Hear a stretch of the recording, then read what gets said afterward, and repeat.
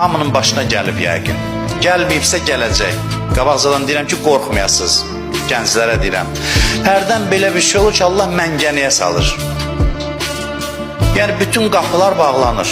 Zahiri səbəblər gücdən düşür. Heç nəylə görürsən ki, vəziyyət həll eləmək mümkün deyil.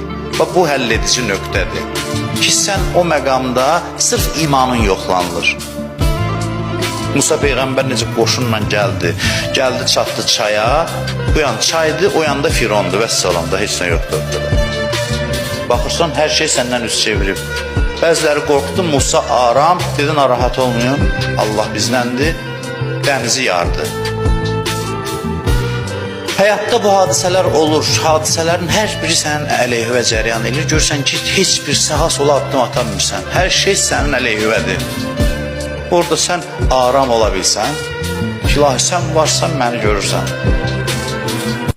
Bu məqamda Allahın nüsrəti köməyi gəlir.